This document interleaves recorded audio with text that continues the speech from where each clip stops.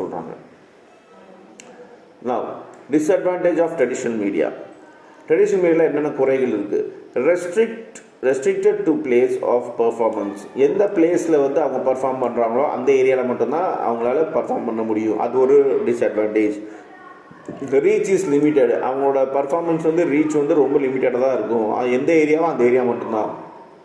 Limited scope for achieving the performance. So அந்த ஸ்கோப்பும் பார்த்தீங்கன்னாக்கா அவங்களோட பர்ஃபார்மன்ஸ் ஸ்கோப்பும் பார்த்தீங்கன்னாக்கா ஒரு லிமிட்டாக தான் இருக்கும். அந்த ஒரு ஏரியாவுக்கு தகுந்த மாதிரி தான் இருக்கும். Can cater only limited audience. ஒரு சில ஆடியன்ஸ் மட்டும்தான் அது வந்து போய் ரீச் ஆகும் அப்படின்னு சொல்கிறாங்க. ஸோ பொதுவாக ரீச் வந்து ரொம்ப லிமிட்டடாக தான் இருக்கும். அதுதான் டிஸ்அட்வான்டேஜ் ட்ரெடிஷனல் மீடியாவில். இப்போ எலக்ட்ரானிக் மீடியாவில் என்ன டிஸ்அட்வான்டேஜ்? Less intimate.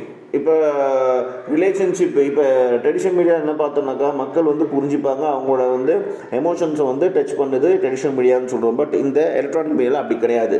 எமோஷன்ஸ் எல்லாத்தையும் டச் பண்ணாது. ஸோ அந்த இன்டிமேட் வந்து இருக்காது, கம்மியாக இருக்கும்.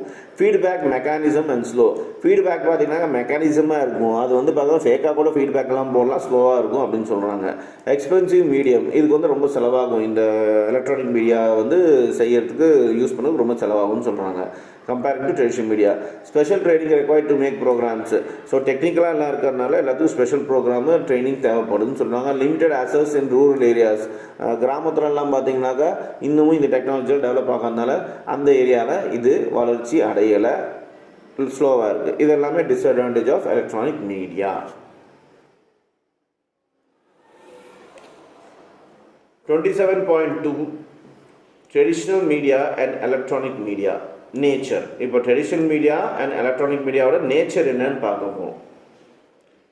Traditional media was discovered several years ago in India as a means of development and education communication. It has remained a significant tool in the process of motivating people in the desired direction. So traditional media வந்து பல வருஷத்துக்கு முன்னாடி வந்து இந்தியாவில் கண்டுபிடிக்கப்பட்டது. இது வந்து communication, education communication develop பண்ணுறதுக்காக ஒரு நல்ல ஒரு விஷயமா இருந்துச்சு ட்ரெடிஷ்னல் மீடியா. இந்த ட்ரெடிஷ்னல் மீடியா மக்களை மோட்டிவேட் பண்ணுறதுக்கும் அவங்கள கரெக்டான திசையில் கொண்டு போகிறதுக்கும் ஒரு நல்ல ஒரு ப்ராசஸாக இருந்துச்சு. It is the most appropriate medium for bringing about changes in the attitude as it's informal and unscripted in nature. This in turn helps the rural mass to accept social changes.